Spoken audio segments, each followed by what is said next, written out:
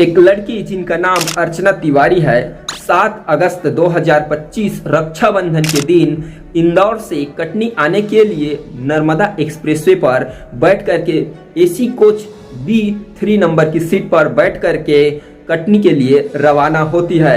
लेकिन वो रहस्यमय तरीके से रानी कमलापति स्टेशन पर गायब हो जाती है। उसके बाद लगातार पुलिस के द्वारा और देश भर में उस लड़की को खोजने की अभियान चलाया जाता है। अंततः 12 दिन बाद दिन मंगलवार 19 तारीख 2025 को पुलिस को नेपाल बॉर्डर पर उस लड़की को बरामद किया जाता है, यानी कि लड़की को खोज लिया जाता है। हमारी जो टीम है अभी यूपी में लाखीमपुर खेरी करके जो जगह है नेपाल बॉर्डर के पास में, वहां से अर्चना तिवारी को बरामद कर लिया गया है। पुलिस टीम जो है वो वहां से उसको लेकर भोपाल की तरफ रवाना हो गई। नमस्कार दोस्तों, हमारा नाम है लोकेश पटेल और आप देख रहे हैं द रोस्ट में आज मैं लाया हूँ अर्चना तिवारी की ये स्टोरी। ये कहानी सत्य है। दरअसल 7 अगस्त 2025 को अर्चना अपने भाई को रक्षाबंधन के दिन राखी बांधने के लिए वो इंदौर से कटनी के लिए रवाना होती है। अर्चना इंदौर में सिविल जज की पढ़ाई कर रही थी और इसी बीच रक्षाबंधन पर उसे इंदौर से कटनी आना था और वो इंदौर से कटनी आने के लिए नर्मदा बिलासपुर एक्सप्रेसवे पर टिकट कटाती है और वो बैठ करके कटनी के लिए रवाना होती है।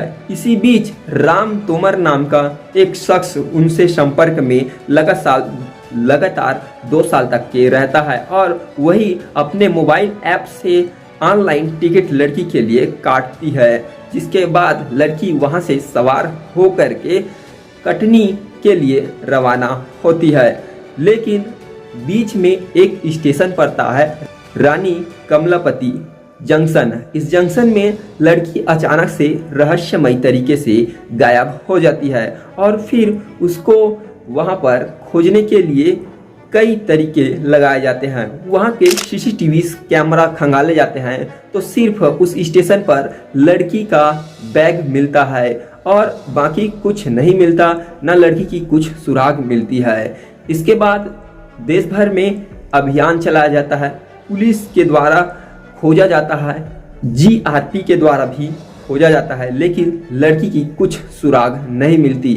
अचानक फिर लड़की 19 तारीख दिन मंगलवार को फोन करती है अपनी माँ को। वो अपनी माँ को करीब 10 बजे के आसपास फोन करती है, तब जाकर के पुलिस को उनकी लोकेशन पता चलता है और फिर पुलिस वहां जाकर के उस लड़की को बरामद कर लेती है। तो आखिर इतने दिनों तक कहाँ गायब थी ये अर्चना तिवारी?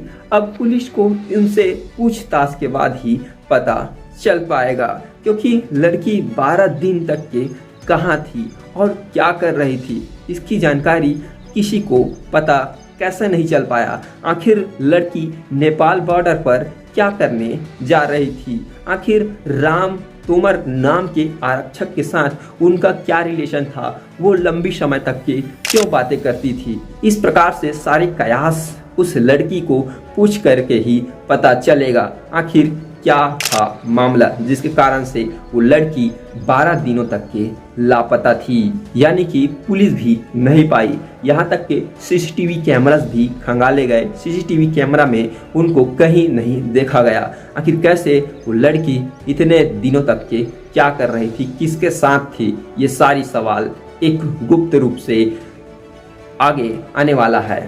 तो बने रहिए मेरे साथ द रोस्ट में और मैं आपको ऐसा ही रहस्यमय स्टोरीज बताता रहता हूँ जिसको आप इस चैनल पर देखते हैं।